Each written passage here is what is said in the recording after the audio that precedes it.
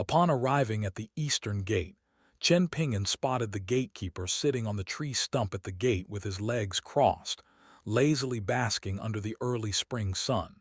His eyes were closed, and he was humming a tune while patting his knees with his hands. Chen Ping'an squatted down next to him.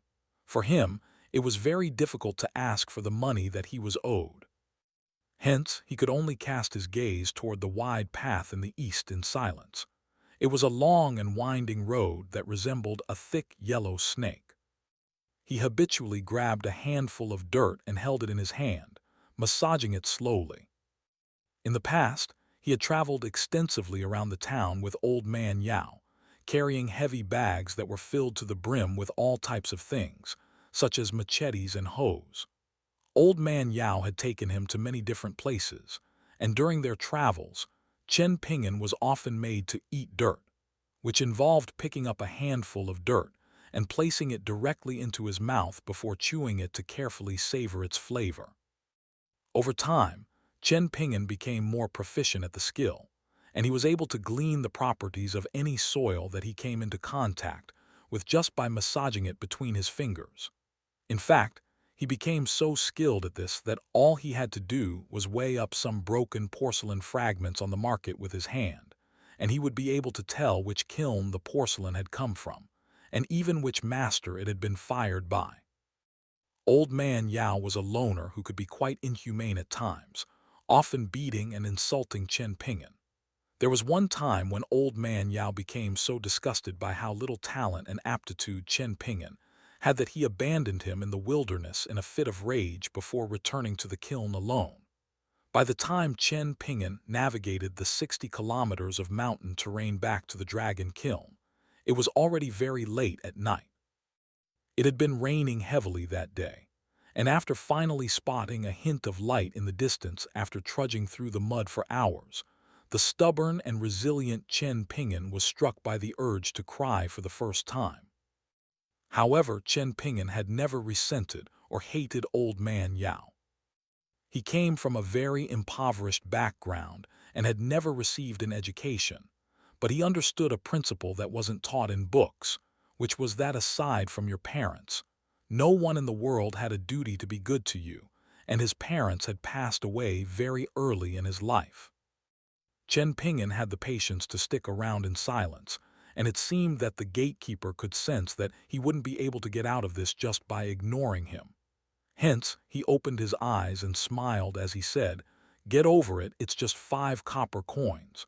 A young man shouldn't be so petty. Otherwise, you'll never make anything out of yourself." "Aren't you being petty here?" Chen Ping'an countered with an exasperated expression. "That's exactly right. If you don't want to end up like me, then forget about those 5 copper coins," the gatekeeper chuckled, grinning to reveal a mouthful of crooked yellow teeth. Chen Ping'an heaved a faint sigh as he raised his head and said in a serious manner, "If you're a little tight on money right now, then I can do without the 5 copper coins, but we agreed upon 1 copper coin per letter, so you can't keep refusing to pay me." The gatekeeper's entire body was giving off a sour and rotten odor, and he grinned as he said, "If you keep up that stinky attitude of yours, there's a very good chance that you're going to get in big trouble in the future. Have you not heard the saying that suffering a loss is a blessing, if you're not willing to suffer even minor losses?" He paused momentarily as he spotted the dirt in Chen Ping'an's hand, then continued in a menacing fashion, "Then you're going to be buried in the dirt before long." "Didn't I just say I could do without the 5 copper coins? Is that not accepting a minor loss?" Chen Ping'an retorted. The gatekeeper was rather disgruntled by that irrefutable argument, and he waved a dismissive hand to chase Chen Ping'an away. "Piss off. Talking to you is like talking to a damn wall." Chen Ping'an released the handful of dirt, then stood up as he said, "Tree stumps are really damp. You're going to get rheumatism from sitting on that thing." The gatekeeper raised his head as he scoffed, "I don't need you to teach me where to sit. I'm a healthy and hot-blooded young man. You could even cook a pancake on my ass." The gatekeeper took a glance at the departing Chen Ping'an out of the corner of his eye, then pursed his lips as he mumbled something, seemingly cursing the heavens. For some reason, Mr. Chi from the private school concluded the lessons early on this day, something that he almost never did. Behind the private school was a yard, to the north of which was a small door constructed from firewood, and it opened up to the bamboo forest outside. While Song Jiksen was listening to stories under the old locust tree with Jai Gui, he was called by someone to go and play Go with them. Song Jiksen was rather reluctant, but the person who extended the invitation told him that he was there on Mr. Chi's behalf, and that Mr. Chi wanted to see if he had made any improvement in his play. Song Jiksen harbored a mixture of indescribable emotions toward the serious and authoritative Mr. Chi. It was a combination of respect and fear. Hence, he had no choice but to accept the invitation, given that it was from Mr. Chi. However, he insisted on staying to hear the end of the story before going to the private school. Thus, the azure-robed young boy who had acted as Mr. Chi's messenger could only return first.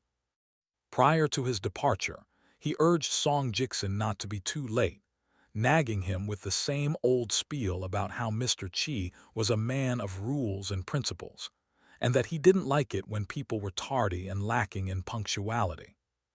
Song Jiksen merely picked at his own ear in an agitated manner, saying something to placate the young boy so that he would go away. As Song Jiksen arrived in the yard behind the private school, there was a cool breeze, and as usual, the scholarly azure-robed young boy was already seated on the stool to the south with a serious expression and his back ramrod straight. Song Jiksen sat down across from the azure-robed young boy, facing the south, while Mr. Chi was seated over in the west, watching the Go board in silence. Whenever her young master played Go with the azure-robed young boy, Jai Gui would always go to take a stroll in the bamboo forest so that she didn't disturb them, and this day was no exception. There were no highly educated clans in this secluded little town, so scholars were exceedingly rare here. According to the rules set by Mr. Chi, Song Jiksen and the azure-robed young boy had to play a minigame of guessing the stones, and the one who received the black stones would get to go first. Song Jiksen and the young boy across from him had begun learning Go almost at the same time, but Song Jiksen possessed remarkable aptitude and intelligence that allowed him to make rapid progress. Hence, Mr. Chi, who had taught Go to both of them, regarded him as a Go player with extremely high potential. To start off the stone-guessing minigame, Song Jiksen would pull out a handful of white stones of indeterminate number from the box. The azure-robed young boy would then pull out either one or two black stones, and if he could guess whether the number of white stones in Song Jiksen's hand was odd or even, then he would receive the black stones and go first, thereby giving him an advantage. In all of the games that they had played against each other in the first 2 years, Song Jiksen had maintained a spotless win record regardless of whether he received the black or white stones. However, Song Jiksen didn't have much interest in Go, and he was always slacking off in his learning of the game. In contrast, the azure-robed young boy's aptitude was inferior to his, but not only was he a student at the private school, he also served as Mr. Chi's scholarly attendant, so he was always with the teacher. Thus, he was able to learn extensively just from watching Mr. Chi play out games recorded in Go manuals on his own. Hence, with the black stones, the young boy was now able to occasionally win some games. At the moment, with the black stones, he had a roughly 50-50 chance of beating Song Jiksen, and his improvement over the years was very apparent. However, Mr. Chi had never commented on the dwindling skill gap between them, and he was always watching their games in silence. Song Jiksen was just about to grab some stones when Mr. Chi suddenly said, "Play an even game today. White goes first." The two boys were both quite befuddled, with neither of them having any idea what an even game was supposed to be. Mr. Chi carefully explained the rules in an unhurried manner. And it wasn't very complicated. All that an even game entailed was placing down 2 black and white stones each on the 4-star points of the board. His motions in picking up and placing the stones were extremely fluid and well-rehearsed, presenting an elegant sight to behold. The azure-robed young boy always liked to abide by the rules, so this sudden change was nothing short of a nightmare for him. He stared at the board with a dazed expression, then said in a careful voice, "Mr. Chi, if we play, then there are many sets of joski that we won't be able to use." Song Jiksen considered the new rules with slightly furrowed brows for a moment, following which his eyes quickly lit up as he said, "This is essentially shrinking the board." He then looked up with a smile as if he were searching for praise and asked, "Isn't that right, Mr. Chi?" "That is indeed the case," Mr. Chi replied with a nod. Song Jiksen raised an eyebrow as he glanced at the boy seated across from him, then chuckled. "Should I give him a handicap of a few stones? Otherwise, he's losing this game for sure." The young boy immediately became flushed with embarrassment upon hearing this. He knew in his heart that the reason he was able to improve his winning record against Song Jiksen was not just attributable to his own improvement. Instead, the main reason was because Song Jiksen had become less and less interested in the game over the past couple of years, to the point that he was beginning to hate the game. There were many instances in which he had intentionally thrown games, or taken major risks in the middle game after he had already secured a clear advantage in the early game, trying to secure flashy wins, only to lose the games in the process. Despite his superb aptitude, Song Jiksen's top priority in playing Go had always been to have fun.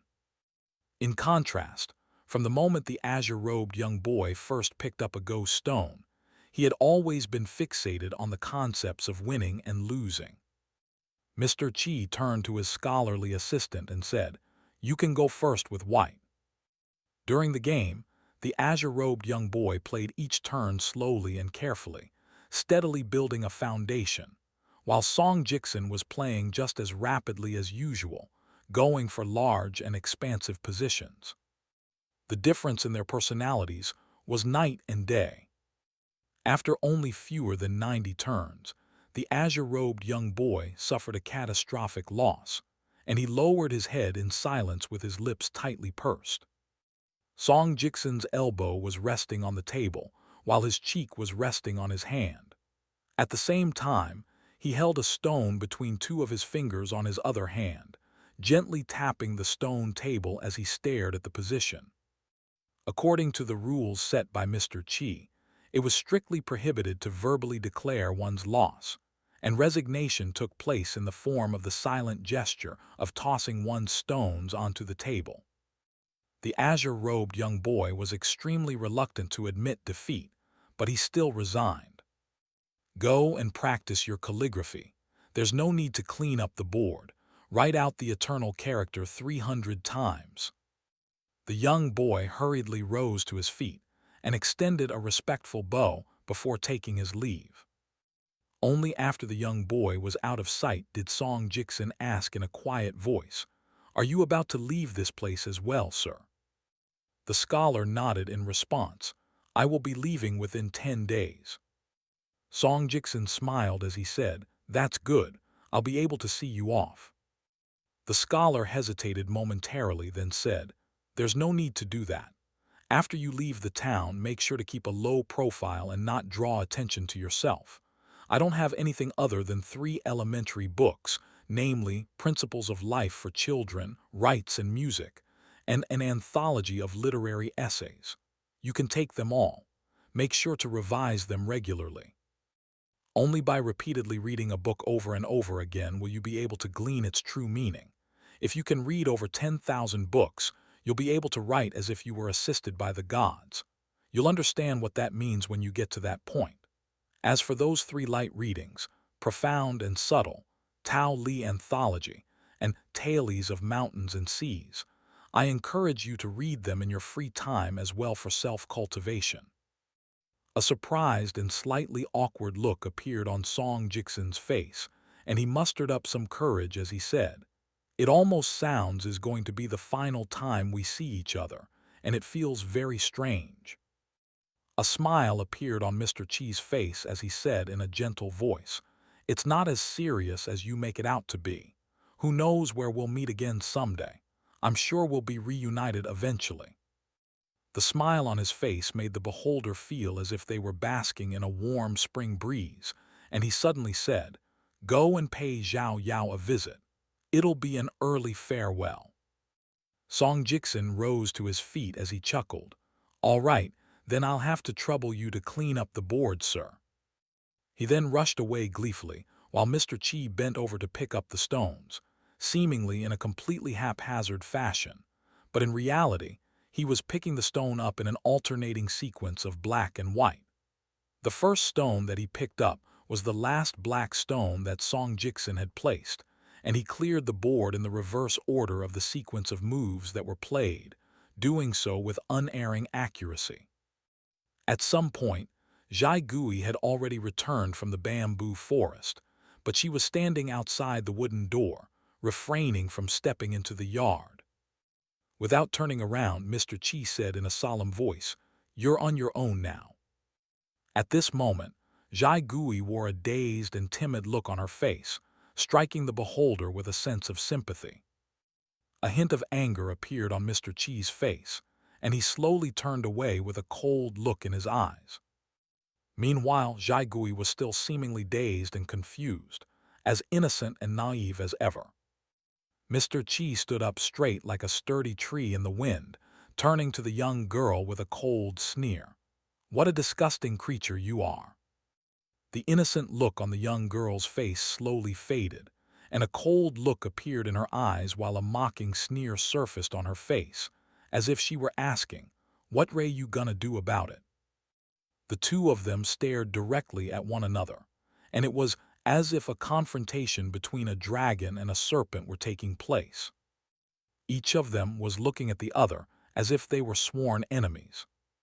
In the distance, Song Jiksen called out, "Time to go home, Zhai Gui." "Yes, young master," Zhai Gui immediately replied obediently as she got up on the tips of her toes. She pushed the wooden door open, then jogged past Mr. Chi. After running a few steps, she turned around and extended a curtsy toward him as she said in a gentle and adorable voice, "I'll be leaving now, sir." Sometime later, the scholar heaved a faint sigh. The spring breeze was as gentle as ever, and the rustling of the bamboo leaves resembled the sound of a book's turning pages. The young Taoist priest in the lotus hat was packing up his stall while sighing in dismay. The town residents who were familiar with him asked him why he was so glum, but he merely shook his head and refused to answer. A newlywed woman who had last had her fortune told there was passing by, and she could see that the young Taoist priest wasn't his normal self. She stopped in her tracks in a shy manner and began asking questions in a tender voice, but her large, watery eyes were saying something else entirely, as they roamed insistently over the young man's handsome face. The Taoist priest took a subtle glance at the woman, but as he shifted his gaze slightly downward, he was greeted by the sight of a voluptuous bulge. He gulped slightly, then said in a mysterious voice, "I picked out a stick for myself earlier today, and it was a bad stick that entails great peril." There was a well in Apricot Blossom Alley by the name of Iron Lock Well. A metal chain that was as thick as a young man's arm was dangling down inside the well, and no one knew why the chain was there, nor who had done something as strange and pointless as hanging a chain in the well. Even the oldest individuals in the town were unable to provide any accounts. It was said that there was once a curious individual in the town who wanted to examine just how long the chain was. The old people in the town warned them that those who tried to pull the chain out of the well would have 1 year shaved off their lifespan with each foot of the chain that was pulled.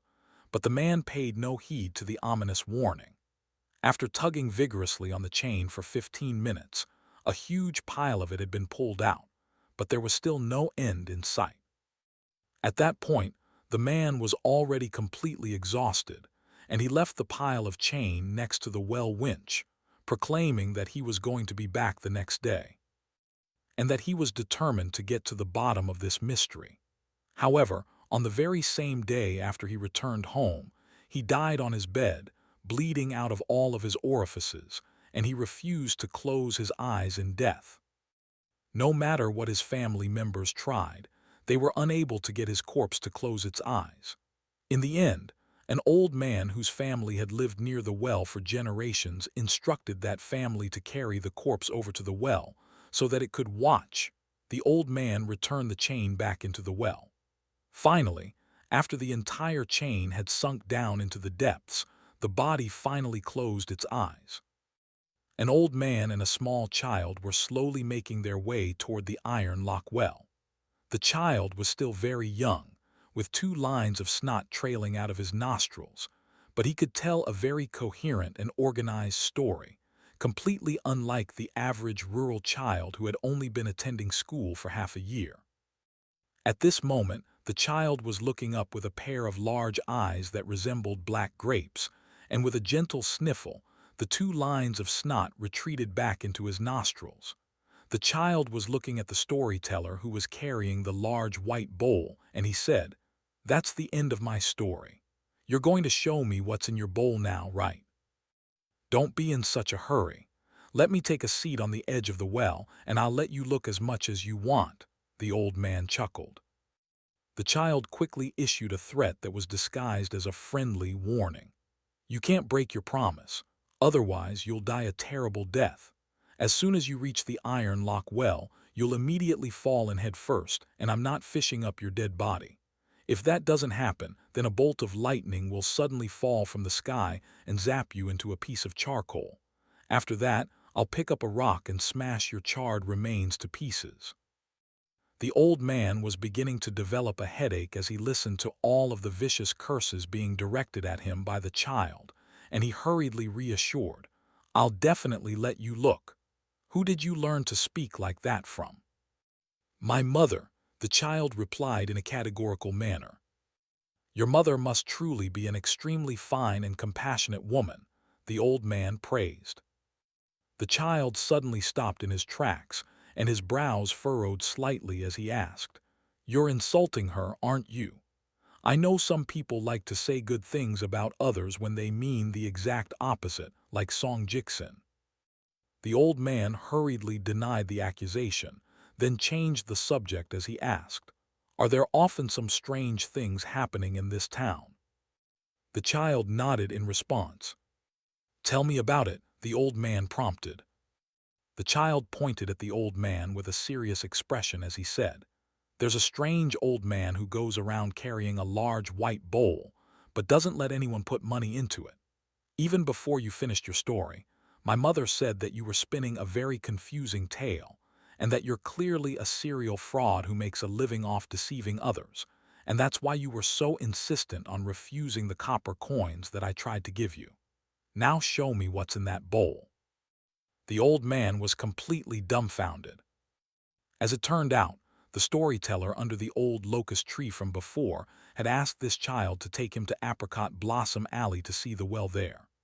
Initially, the child was unwilling to oblige, so the old man told him that his big white bowl was very special, and it was holding something extremely rare and extraordinary. The child had always been very energetic and adventurous from birth. The analogy made by his parents was that it was as if he were missing a bottom, so he didn't know how to sit down. From a very young age, he was always wandering around aimlessly with the delinquents led by Liu Xianyang.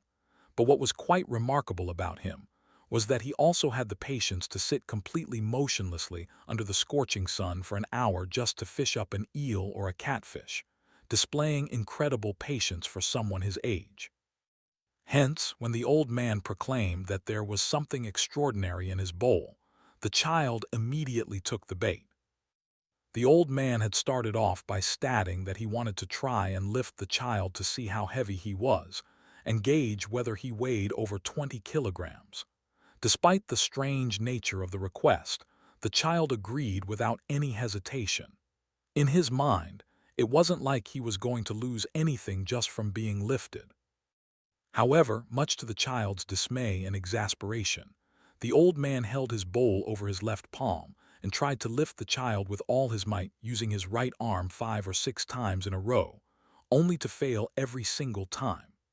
The child glanced disdainfully at the old man's thin arms and legs, and he shook his head as he thought about how Chen Ping'an was far stronger than the old man, even though they had roughly the same build. However, the child was very smart, and he knew that if he wanted to see what was in the bowl, then he would have to remain in the old man's good graces, so he held back the urge to insult him.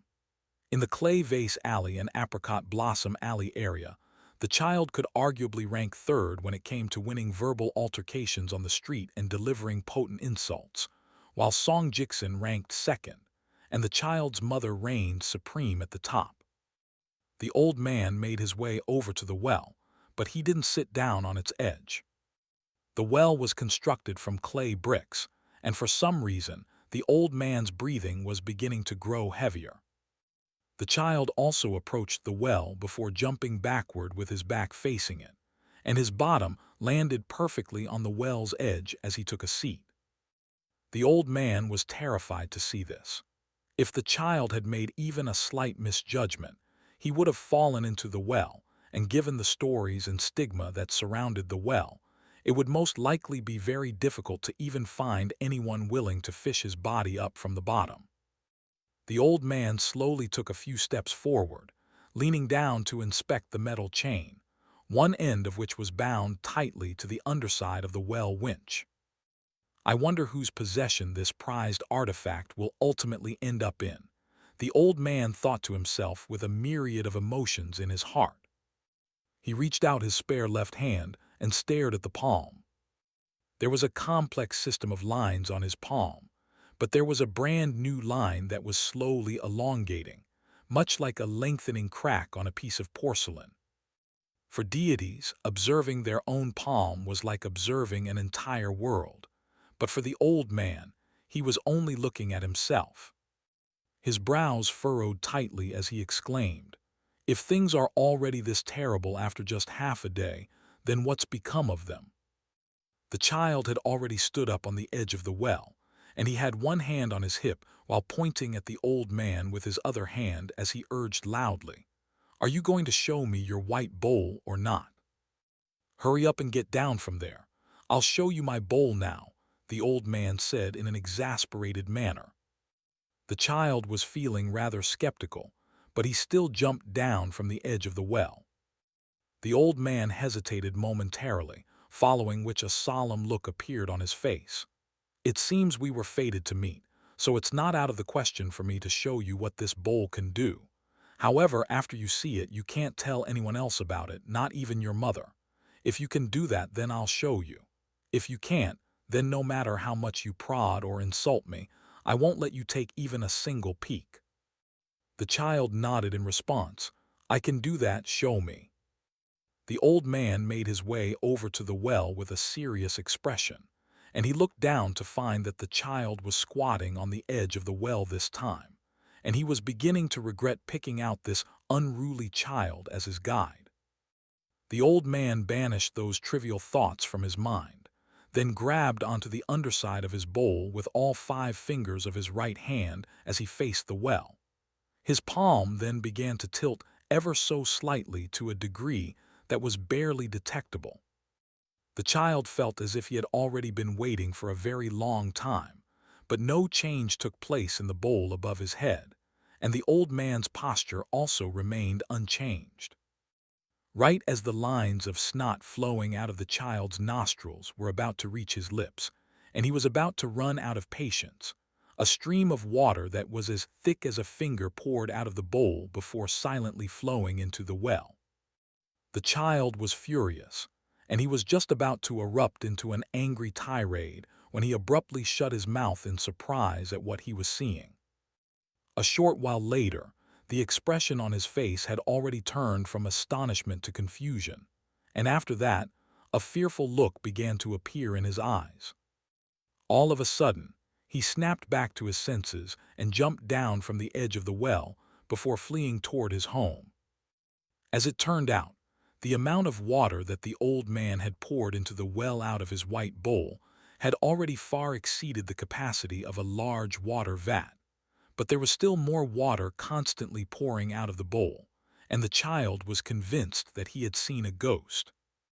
Liu Xianyang casually snapped a branch that had only just sprouted out of a tree that he was passing by, and he began to use it for sword practice.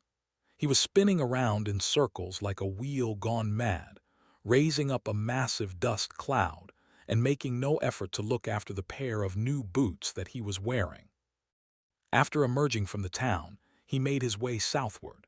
After crossing the covered bridge funded by Master Song and walking about 1 to 2 more kilometers, he would arrive at the blacksmith forge run by Master Yuan and his daughter.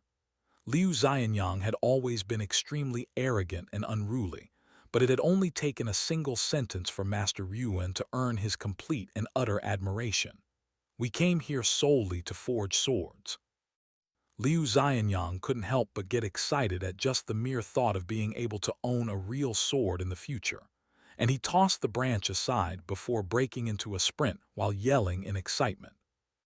Liu Xianyang thought back to the handful of fist techniques that Master Yuan had taught him in private, and he started to practice them, looking very much like he was cut out for the part. He was getting closer and closer to the covered bridge, and there were 4 people seated on the steps on the northern end of the bridge.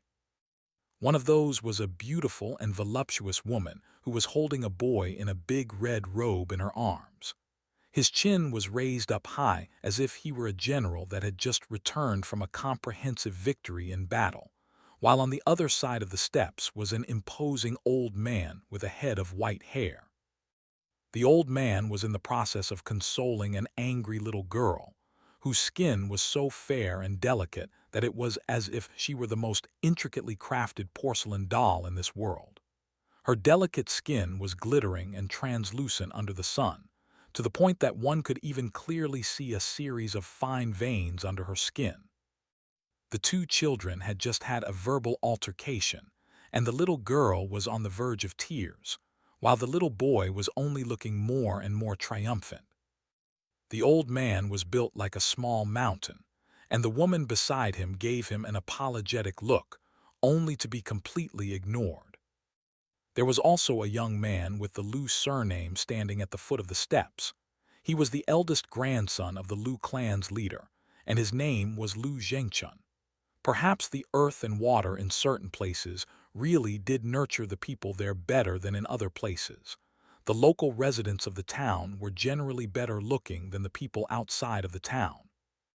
However, Lu Zhengchun had already completely ruined his own body through alcohol abuse and excessive sexual activity, presenting him as a very unsightly young man to the 4 people sitting on the steps. The Lu clan owned the most dragon kilns out of any clan in the town, and their dragon kilns were also of the best quality. It was also the clan that produced the most descendants that left the town to settle elsewhere.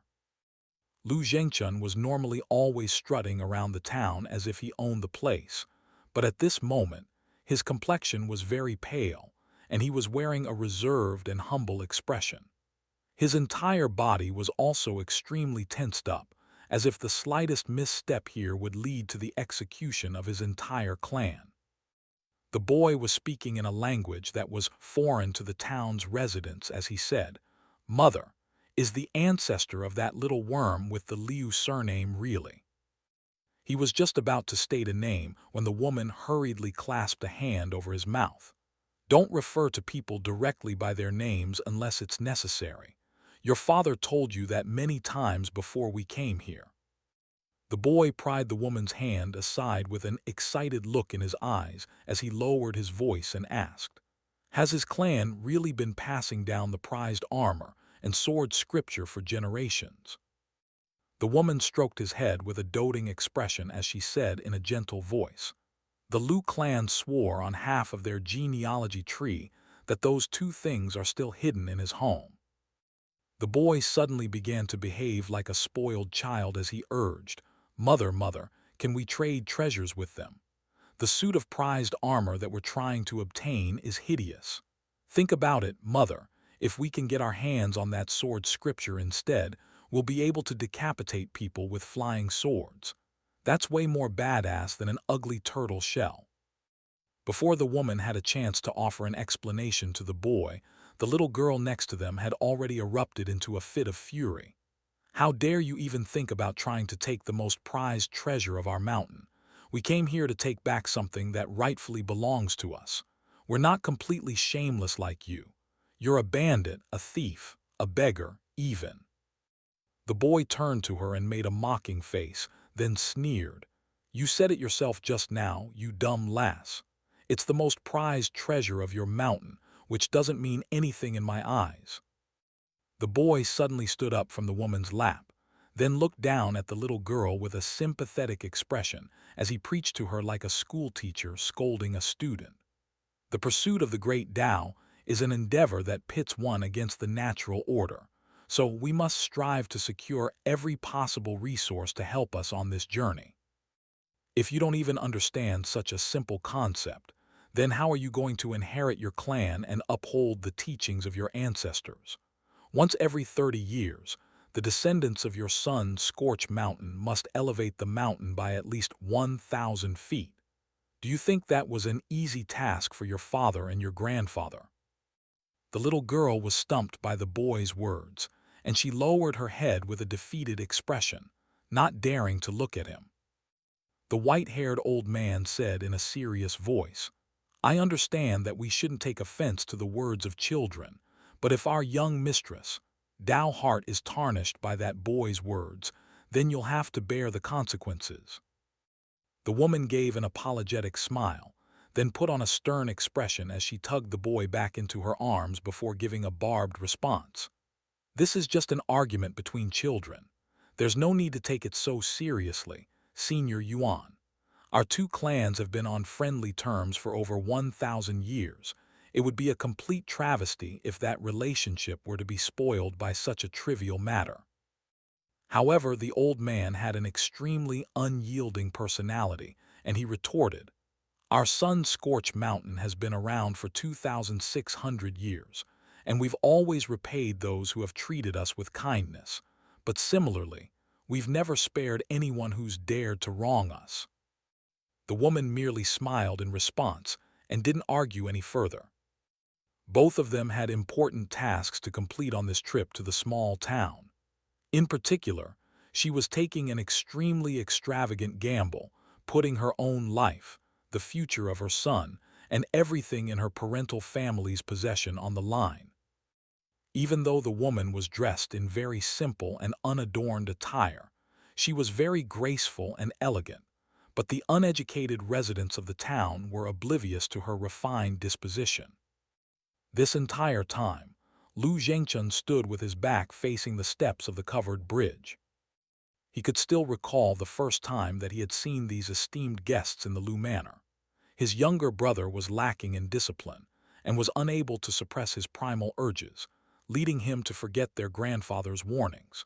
He couldn't help but sneak a glance at the woman's chest, and their grandfather had instantly flown into such a violent rage that his entire body was trembling with fury. He immediately ordered for the young man to be dragged out into the yard and flogged to death.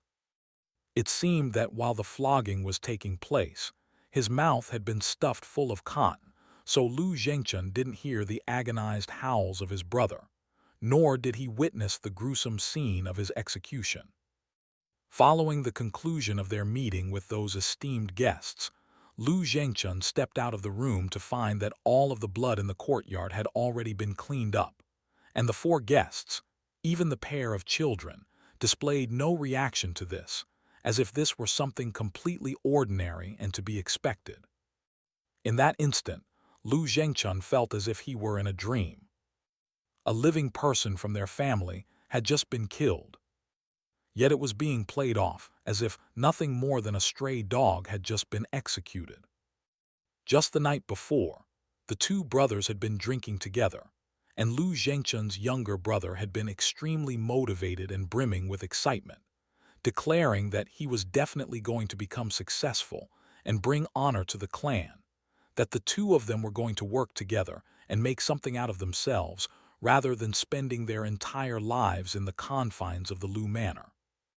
Even after making his way out of the Lu Manor, Lu Zhengchun's mind was still completely blank.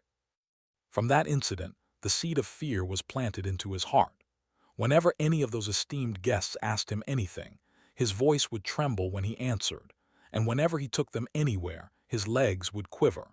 He knew that he was putting on an extremely embarrassing display and bringing shame upon his grandfather and his entire clan, but he was simply unable to control his own fear.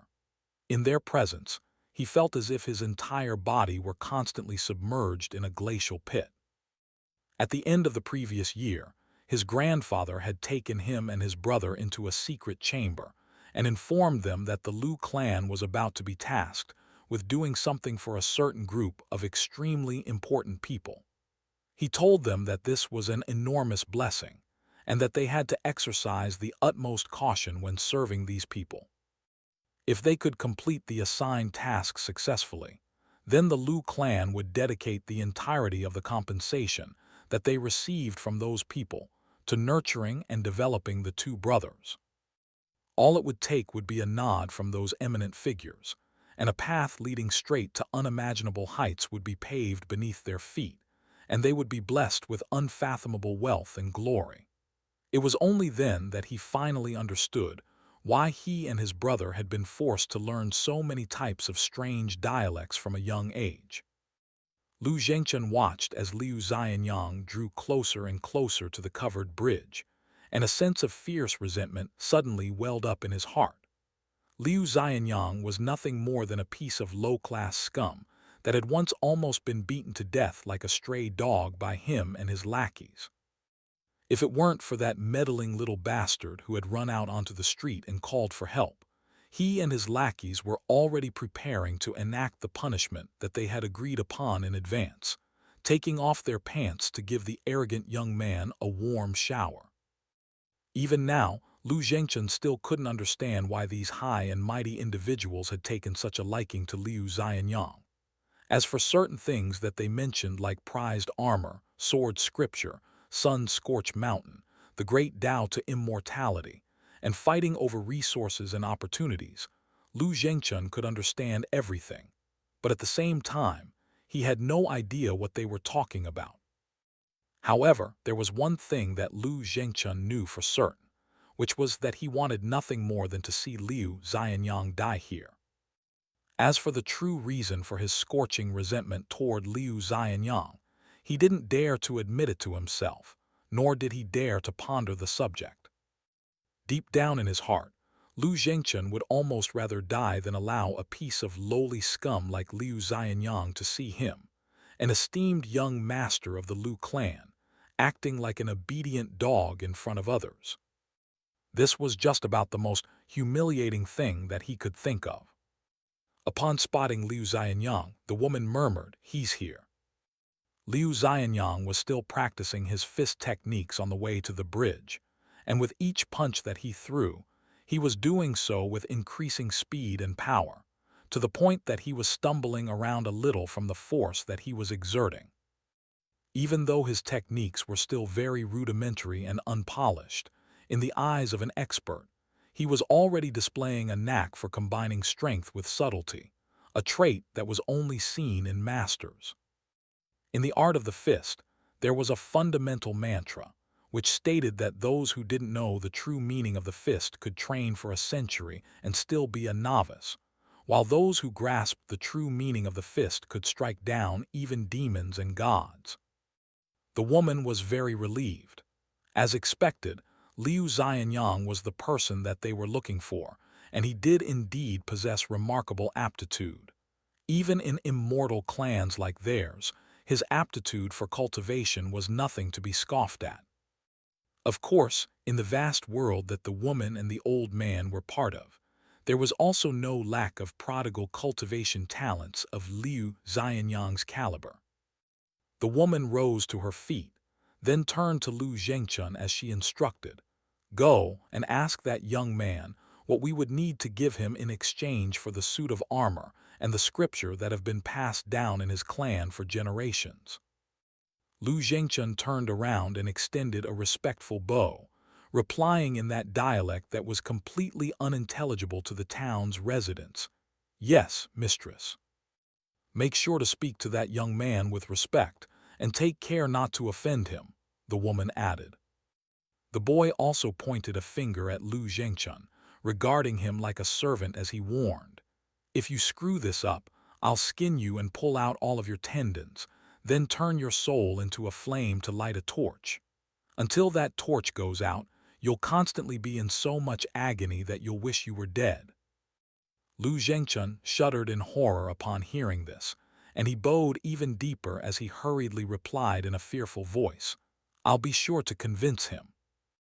The little girl finally saw an opportunity to strike back at her tormentor, and she sneered, "You sure like to act tough in front of mere mortals. On the way here, you were called a vandal and a bastard by other cultivators, and you didn't even dare to strike back." The old man already had an extremely low opinion of the mother and son pair, and he added, "I'm afraid you're mistaken, young mistress." He wasn't too afraid to strike back. He was too afraid to talk back to them. The boy gritted his teeth tightly as he glowered at the girl with a sinister expression, but he didn't issue a retort. Instead, he suddenly put on a vibrant smile, as if he were completely unfazed by her mockery.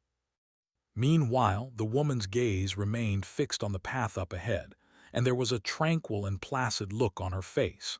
As for whether she had taken what was said to heart, that was something that only she knew. The little girl gave a cold harumph, then ran down the steps and squatted down beside the creek to watch the fish swimming in the water. Occasionally, there were schools of different numbers of red and green carp swimming, passed under her watchful gaze. While chatting under the old locust tree, some of the older individuals in the town often mentioned that, when passing over the covered bridge during lightning storms, they had all previously seen a golden carp swimming past. However, some of them claimed that the golden carp was only around the same length as a human hand, while others proclaimed that the carp was enormous, half the length of a grown man at the very least, as if it were evolving into a higher life form. The old people in the town were constantly arguing over who had the correct details in their story, and due to the conflicting accounts, none of the children were willing to believe that such a creature truly existed. The water in the creek was so clear that one could see all the way to the bottom, and at this moment, the little girl was staring intently into the water with her cheeks resting on her hands. The old man crouched down beside her as he chuckled, "Young mistress, if the leader of the Lu clan wasn't lying to us, then that creature has already fallen into someone else's hands." The little girl turned to the old man with a grin as she countered, "Perhaps there's more than one of them, Grandpa Yuan." In doing so, she revealed the comical gap where one of her front teeth was missing, and she immediately realized this as she hurriedly clapped a hand over her own mouth. The old man resisted the urge to laugh as he explained, "Before flood dragons make their way into rivers, they are extremely territorial and strictly prohibit their own kind from getting near them. Hence." The little girl gave a half-hearted response, then turned back around to continue staring into the water with her cheeks resting in her hands, and she murmured to herself, "But what if there's a chance?" For the first time, a stern and authoritative look appeared on the benevolent old man's face, and he gently laid a hand onto the little girl's head as he said in a solemn voice, "Young mistress, you must remember at all times that relying on luck and chance is a sure path to an early demise. And such a way of thinking cannot be allowed to take root in your mind. You are far too precious." The little girl pulled out a hand from under her cheek and waved it around vigorously as she grumbled in a disgruntled voice, I know. I've heard this so many times that my ears are about to grow calluses. I'm going back to keep an eye on the proceedings, young mistress. On the surface, they're supposed to be allies of our sun-scorched mountain, but when it comes to their integrity and the way they conduct themselves, I won't mention it. It's not worth soiling your precious ears hearing about them." The little girl waved a hand to dismiss the old man, and he could only depart with a resigned expression. The old man appeared to be a servant of hers, and his back was slightly hunched over as he walked, while his hands trailed all the way down to his knees, as if he were carrying a heavy burden on his back. All of a sudden, the little girl rubbed her own eyes in surprise. The reason for her surprise was that the water level in the creek was slowly rising at a rate that was discernible to the naked eye. If they weren't in this small town, then she wouldn't have been surprised at all by this. For example, if they were on sun-scorched mountain or anywhere in their home region, then she wouldn't have batted an eyelid even if an entire creek had dried up in the blink of an eye. The little girl was rather perplexed as she murmured to herself, "Aren't all profound arts, mystical abilities, and powers naturally restricted here? And isn't it the case that the more advanced one's cultivation base is, the more backlash they suffer here? Grandpa Yuan told me that even that legendary figure has found himself in a severely weakened state after staying here for so long, so he won't be able to stop us from fighting over the prized artifacts." In the end, she shook her head to rid herself of that train of thought, no longer interested in pondering the matter. She turned to look at the old man's imposing figure, and she gleefully thought to himself that once the restrictions here were completely lifted, she would ask him to carry that mountain by the name of Cloud Drape Mountain back home with them so that she could make it her own flower garden. Ever since he returned home, Chen Pingan's eyelid had been constantly twitching. It was said that the twitching of the left eyelid signified wealth, while the twitching of the right eyelid entailed disaster.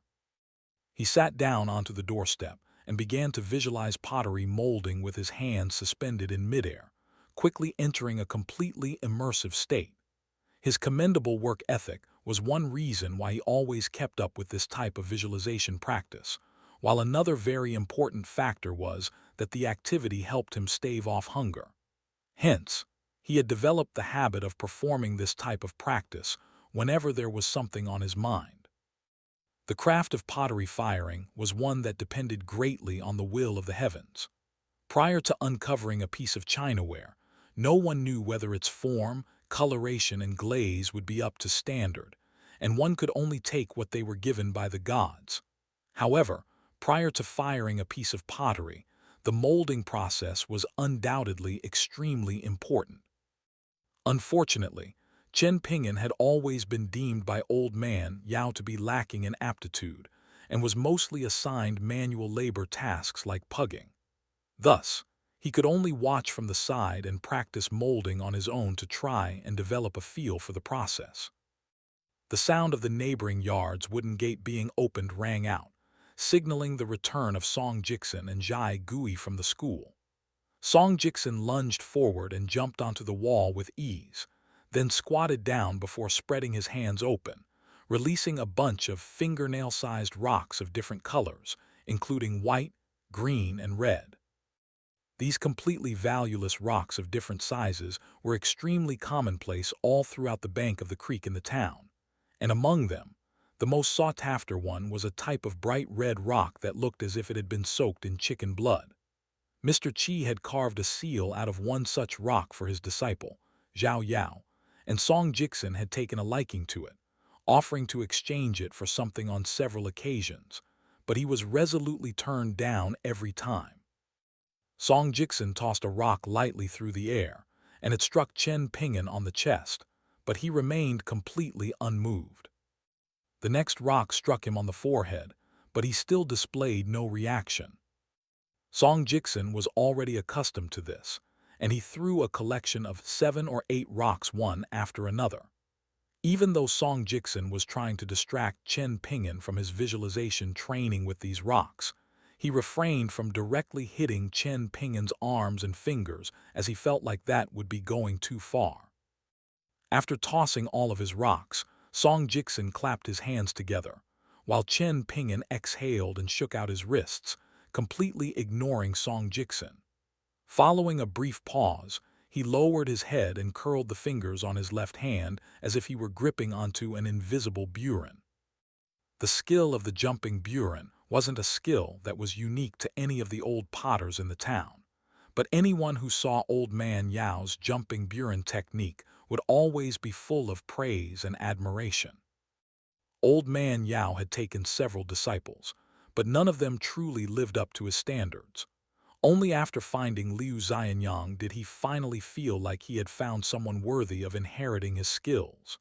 In the past, whenever Liu Xianyang practiced the jumping Burin technique, Chen Ping'an would always watch intently from the side as long as he wasn't preoccupied with some other task. Liu Xianyang really liked to show off, and he knew that Chen Ping'an was very good at keeping secrets, so he often revealed pieces of Old Man Yao's secret mantras to Chen Ping'an to flaunt his knowledge. For example, in order to ensure the Burin followed a stable path, one couldn't focus dogmatically on keeping one's hand steady. Ultimately, the key was to keep one's heart steady. However, when Chen Ping'an asked him what keeping one's heart steady meant, Liu Xianyang had no answer. After watching for a while longer, Song Jixin grew bored and jumped down from the wall before entering the room.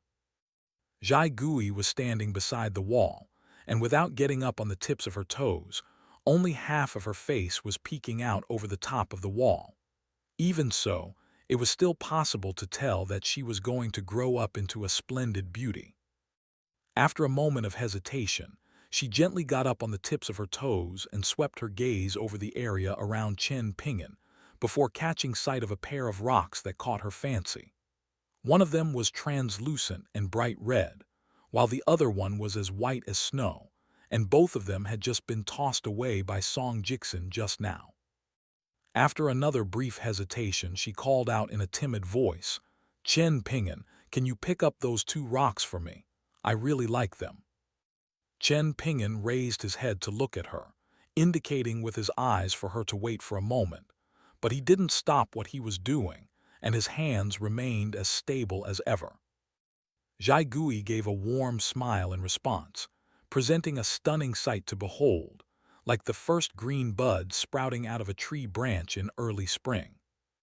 However, Chen Ping'an had already lowered his head, so he missed out on the beautiful scenery.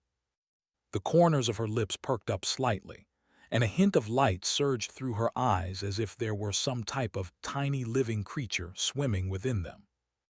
By the time Chen Ping'an finished his visualization practice and asked her which 2 stones she wanted, the look in her eyes had already returned to normal, and she was back to looking as gentle and timid as ever. Chen Ping'an picked up the 2 rocks that she was pointing at, then made his way over to the wall. She had only just raised a hand when Chen Ping'an set the rocks down on top of the wall. She picked up the rocks and held them tightly in her hand. If fate weren't on one's side, then they could search for something for years on end without ever finding it. But if it were meant to be, then some things were as easily obtainable as shoddy wares being sold on the side of the street, and it would depend entirely on one's mood whether they wanted to take it or not. Are you not worried about that snotty little kid coming over to give you a piece of his mind? Chen Ping'an chuckled. She didn't admit that her young master had stolen from someone else, but she wasn't shameless enough to deny the truth either, so she merely smiled and remained silent. There was a mother and son pair living on Clay Vase Alley, and they were completely unmatched in the town when it came to their ability to win arguments and deliver vicious insults. Only Song Jixin could compete with them in this regard. Among the pair, the child was particularly egregious. He constantly had 2 lines of snot trailing out of his nostrils, and he liked to catch fish and pick up rocks from the creek. All of the fish that he caught were kept in a large water vat, while the rocks that he collected were piled up next to the vat. For some reason, Song Jixin really liked to pick on the kid. Every once in a while, he would take a few rocks from the boy's collection, and this wasn't so apparent at first, but what was happening quickly became clear over time as Song Jixin was regularly taking rocks from the pile. Whenever the boy noticed that some of the prized rocks were missing, he would fly into a rage like a wild kitten that had just had its tail trodden on, and he could stand outside Song Jixin's yard and yell profanities for 2 hours at a time. His mother never tried to dissuade him from this behavior. Instead, she was always eagerly fanning the flames, specifically bringing up the fact that Song Jiksen was an illegitimate son of the previous kiln supervision official. On quite a few occasions, Song Jiksen was so enraged by this pair that he had almost carried a bench outside to fight them, and Jai Gui had to hold him back each time. All of a sudden, a high-pitched voice rang out. "Hurry up and come out, Song Jiksen. Your maidservant is flirting with Chen Ping'an right as I speak. It's clear that they're hooking up. If you don't come out to discipline your maidservant, there's a good chance she'll jump over the wall tonight and go knocking on Chen Ping'an's door. Come out, come out. Look, Chen Ping'an stroking her cheek. Oh my goodness, if only you could see the disgusting grin on Chen Ping'an's face." Song Jiksen didn't bother to come out, and he yelled in response from inside his house. "What's the big deal? I saw Chen Ping'an groping your mother last night. Only after I ran into them did Chen Ping'an hurriedly pull his hand out of your mother's collar. To be fair, your mother is the one to blame. She's way too full and voluptuous there. Poor Chen Ping'an was sweating buckets because of how heavy those damn things were." Someone on the alley outside began to kick viciously at Song Jiksen's gate as they yelled in a furious voice. "Come out and fight me one-on-one, Song Jiksen. If you lose, then you have to hand over Jai Gui to become my maidservant. I'll have her feed me, make my bed, and wash my feet every day. If I lose, Chen Ping'an will become your servant. What do you say? Do you dare to accept my challenge? Whoever backs down is a cowardly turtle." Inside the room, Song Jiksen retorted in a lazy voice. "Get out of here, Gu Kan. I was flipping the lunar almanac, and it tells me that this is not a good day for a father to beat up his son, so I'll let you off the hook for now, you lucky little bastard." The child continued to pound the gate with all his might. "Jai Gui, aren't you ashamed to be following such a cowardly master? I say you should go and elope with Liu Xianyang. That idiot's always looking at you like he wants to eat you up." Jai Gui turned and returned to the house. Inside, Song Jiksen was carefully polishing a bright green gourd. It was an antique from an indeterminate era, and it was one of the things left behind by Master Song. In the beginning, Song Jiksen didn't pay much attention to it, but he later discovered that whenever there was a lightning storm, a buzzing sound would ring out from within the gourd. However, after removing the cork, no matter how much he shook or swung the gourd around, nothing would come out. He also tried filling it with water and sand before pouring it out, and the exact same amount of water and sand would come out. Thus, he could only set it aside again. One time, Gu Kan's abhorrent mother was outside his gate, taunting him over and over again about being an illegitimate son who had been abandoned by his father. The insults were really getting to him, and in a fit of rage, he picked up a blade before hacking viciously at the gourd to vent his fury. However, to his astonishment, the edge of the blade had already fully curled back, yet the gourd was still completely unscathed, with not even the slightest mark left on its surface. In a letter that had been burned by Song Jiksen some years ago, it was written, "The gold, silver, and copper coins brought to you will ensure that all expenses will be covered for you and Jai Gui. In your spare time, you can search for some antiques that take your fancy for the purpose of developing a tasteful hobby. The town isn't a very big place, but the coarse grains here are enough to nurture the belly.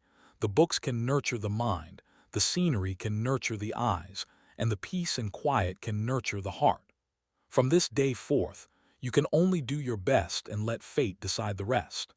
The dragon lurking in plain sight will be sure to rise to the heavens someday." Even though Song Jiksen resented his father, there was no reason for him not to spend the money left to him. In the simple and unsophisticated small town, it was difficult to spend a lot of money even if one wanted to. Over the years, Song Jiksen really developed a hobby of collecting all types of trinkets. He had a large red chest that was filled with all types of interesting obscure items like the green gourd. But Song Jiksen had a profound and inexplicable feeling that out of all of the items in the chest, of which there were around 3 dozens, the gourd was the most important one, followed by a rusty violet gold bell. When shaken, it could be clearly seen that the clapper of the bell was clattering against its inner wall, so it should have produced a chime, but it was completely silent. This phenomenon both terrified and fascinated Song Jiksen. The only other artifact worthy of note was an old teapot with the word mandrel inscribed upon it. As for all of the other items, Song Jiksen didn't really care much for them. Outside his yard, Gu Kan was still yelling profanities and insults with indefatigable vigor.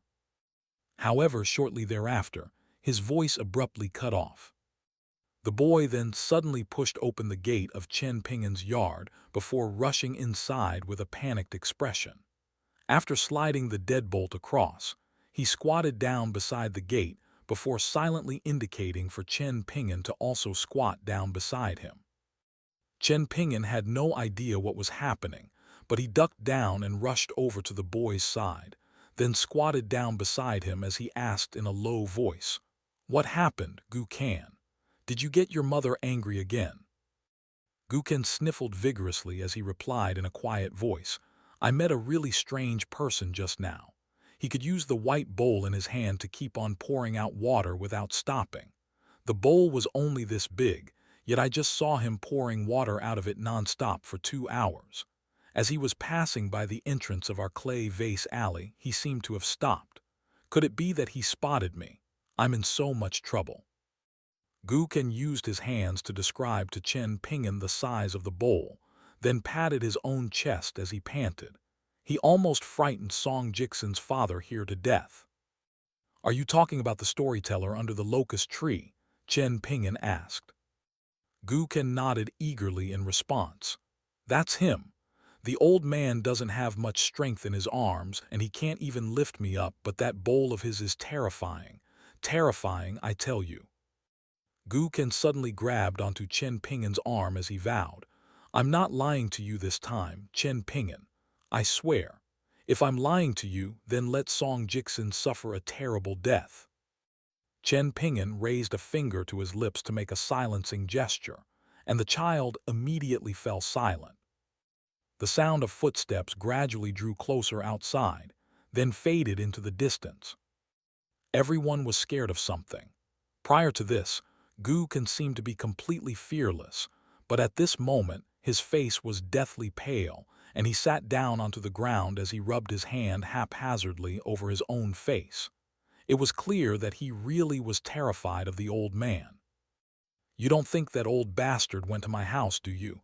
What should I do?" Gu Kan suddenly asked. "How about I accompany you back home to take a look?" Chen Pingin asked with a resigned expression. This was most likely exactly what Gu Kan was waiting to hear, and he immediately rose to his feet, only to sit back down again in a deflated manner before turning to Chen Pingin with a pitiful expression. "My knees are weak. I can't walk."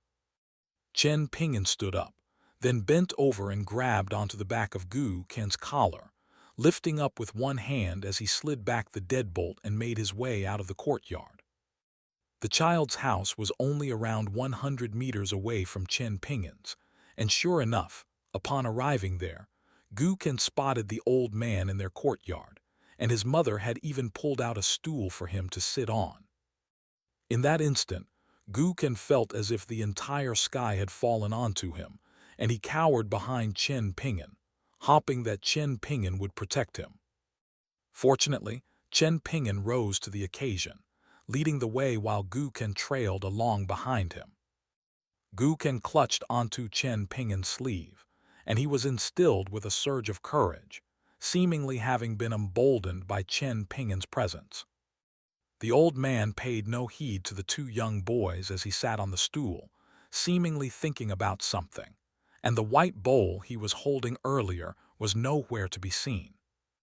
All of the courage instantly left Gu Kan's body, and he ducked behind Chen Pingin once again in a fearful manner. The old man took a glance at the remarkably calm woman, then turned his attention toward the wary Chen Pingin before finally settling his gaze on Gu Kan as he asked, "What are you keeping in that water vat over there?" Gu Kan yelled out in response from behind Chen Pingin, "What else could it be? Just some fish, prawns, and crabs that I caught from the creek and some eels and catfish that I fished out of the farm channels. If you like them, You're welcome to take them." His voice was growing quieter and quieter as he spoke, clearly indicating a lack of conviction and courage. The woman smoothed down her own hair momentarily before turning to Chen Ping'an as she called out in a gentle voice, "Ping'an." Chen Ping'an could see what she wanted, and he patted Gu Ken on the head before turning to depart.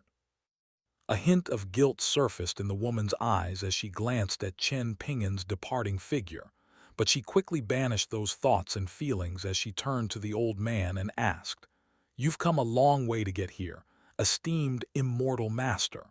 Are you planning to buy this opportunity or take it by force?" The old man smiled as he shook his head in response. "I can't afford the price required to buy this opportunity, nor am I able to take it by force." Perhaps that was true in the past, but it may not continue to hold true in the future, the woman countered with a shake of her head. The casual and relaxed demeanor of the old man instantly faded upon hearing this, and it was as if he had been struck by a bolt of lightning. He abruptly swept a sleeve through the air, rapidly moving his fingers as if he were calculating something. He then heaved a long sigh. Was it really necessary to go so far? A cold look appeared on the woman's face as she sneered. "Did you think that this town was full of good people?" The old man rose to his feet and cast a meaningful glance toward the befuddled child, and he seemed to have made an extremely important decision as he produced the white bowl with a flick of his wrist. He then made his way over to the large water vat, which was around half the height of a grown man, and quickly scooped out a bowl of water from within. The woman was putting on a calm and collected facade, but in reality, her palms were sweating profusely. The old man sat back down onto the stool, then beckoned to Gu Kan. "Come here and take a look, child." Gu Kan turned to his mother with an inquisitive expression, and she nodded at him with encouragement in her eyes. Once the boy had reached him, the old man gently blew onto the surface of the water in the bowl, causing it to ripple incessantly. "Open your mouth," the old man instructed with a smile.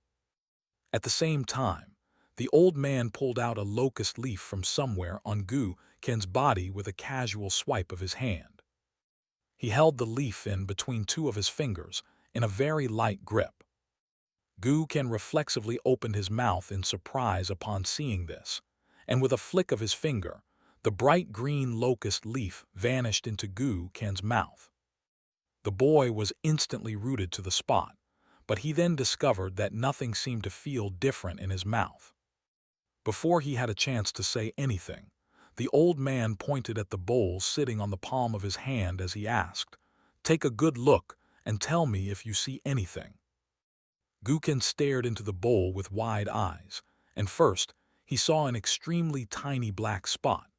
The black spot then gradually transformed into a slightly larger black line, and it continued to slowly expand, turning into an earthy yellow catfish that was swimming happily in the rippling water inside the bowl. A spark of recognition abruptly appeared in Gu Kan's muddled mind, and he exclaimed, "I remember that thing. It was Chen Ping'an's and I." The woman immediately slapped him across the face with a furious expression. "Shush."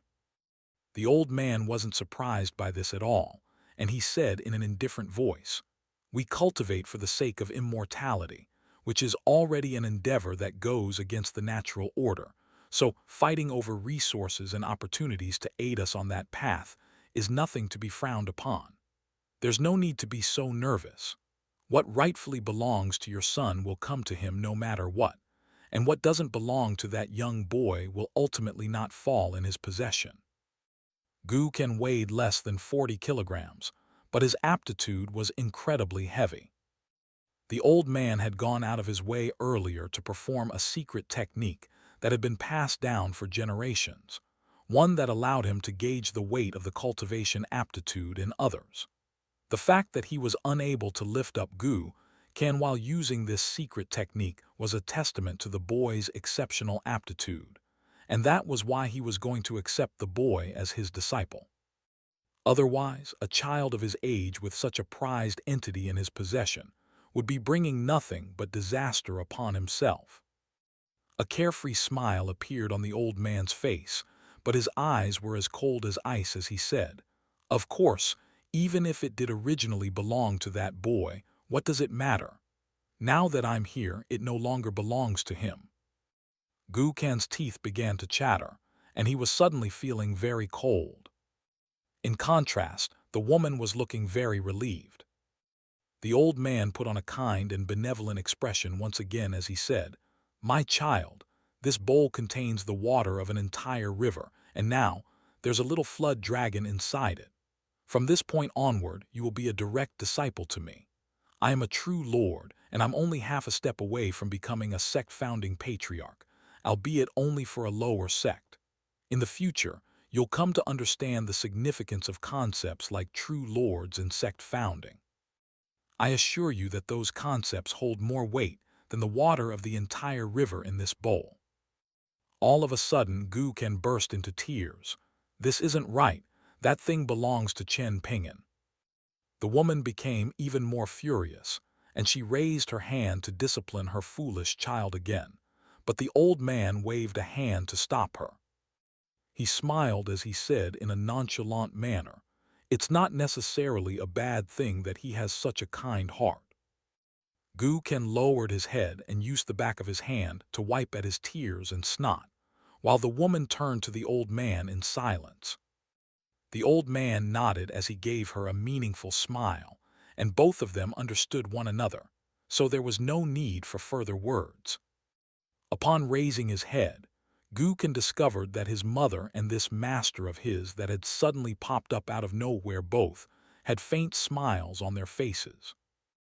Gukan turned around to find that Chen Ping'an had closed the gate of the yard upon his departure. The town was like a plot of farmland during the harvest season, but some people were like weeds that were interspersed throughout the crops, with no one paying them any attention. The lonesome straw-sandaled young boy making his way through Clay Vase Alley was precisely one of those people. A man and a woman made their way into Clay Vase Alley. The man was quite young with a tall hat on his head and a green jade pendant hanging from his waist, looking even more like a wealthy young master than the young men from the affluent Liu clan. As for the woman, it was difficult to discern her age. At first glance, she had delicate skin and a tapered chin that resembled stalactites hanging down from the edges of roofs during winter. But upon closer inspection, she had the mature charm of a middle-aged woman. Her phoenix eyes, her seductive figure, everything about her from head to toe gave off a sense of unadulterated promiscuity, and her hips twisted from side to side as she walked, giving off a sense of allure that was completely absent in the other women of the town. The woman was looking left and right with curiosity brimming in her eyes, and she even reached out to touch the earthen walls, but was unable to find anything special about them. A curious look appeared on her face as she asked, "Funanhua, is this place really one of the hidden blessed paradises that you were talking about? Why is it that this alley was never specially annotated on the map given to me by our patriarch before I set off on this journey?" The young man gave a response, but not to the questions that he was asked. "How are you going to repay me if you come across an unexpected prize here?" The woman turned to the side, interlacing her fingers as she clasped her hands behind her back, pushing forward and further accentuating her already voluptuous chest as she put on a gentle smile and replied, half in jest, "I'll let you do whatever you want to me. How about that?" The young man didn't think that she would be so bold and blatant in her reply, and he was left at a loss for how to respond. Furthermore, they had come here under the guise of visiting family and friends, but in reality, the fate and fortune of his entire clan for the next few centuries, perhaps even the next millennium, hinged upon this trip. With that in mind, he definitely didn't dare to engage in a frivolous relationship with this woman while under the scrutiny of the entire town. Hence, he quickly changed the subject, pointing deeper into the alley as he smiled and said, "While it's true that we're friends, friendship and business don't mix, so I must reiterate something. According to our pre-established agreement, There are two households of interest on this clay vase alley, one of which is a master and his maidservant, while the other one is a mother and her son. I can let you choose one of the two, and in exchange, each year, you'll be giving our old dragon city 10 pieces of cloud root stones, the specialty product of your Dawn Cloud Mountain. Do you agree to those terms, celestial maiden Kai? Of course, the woman replied with a nod and a seductive smile. The young man slowly strode forward as he continued. From now on, if you obtain any items of interest in this place outside of our clan's projections, those items must be presented to our patriarchs on both sides for appraisal to determine a fair price. After that, your Dawn Cloud Mountain will offer up cloud root stones equivalent to half the value of those items. Do you have any objections to this, Kai Jinjian? In other words, what I'm saying is that after you agree to this proposal and obtain what you came here to acquire, are you certain that you'll be able to convince the patriarchs of Dawn Cloud Mountain to agree to the terms of this bet? All of a sudden, a solemn and serious look appeared on the woman's face, and it was as if she had turned into a completely different person. The change in demeanor was extremely abrupt, and she resembled a regal empress as she said in an implacable manner, "I'm certain I can." The young man's eyes narrowed slightly as a serious look also appeared on his face, and he stopped in his tracks to look directly at Kai Jinjian. "Let me make this clear. You and I are forming a collaborative relationship here for mutual benefit, not because of anything like love at first sight or any personal reasons. Instead, it's on the basis of the mutual favor that our seniors and ancestors of Old Dragon City and Dawn Cloud Mountain have worked hard to accumulate and maintain over the course of several centuries. If we screw this up and draw the ire of those old geezers, not only will we be unable to handle the consequences, the same will apply even to our parents and our masters." Kai Jinjian smiled as she replied, "That's why during our time in this town, we have to work together with solidarity and be completely open and candid with one another, right?" Despite the dark and dingy setting of the alley that they were in, Fu Nanhua's handsome looks weren't diminished in the slightest, and he also smiled as he said, "In addition to that." He turned around to take a look behind him, then withdrew his gaze and lowered his voice as he continued, "We also have to be wary of those two. They're not from any well-established and reputable sects like Sun-Scorched Mountain, and I've heard that they're extremely erratic and don't like to play by the rules."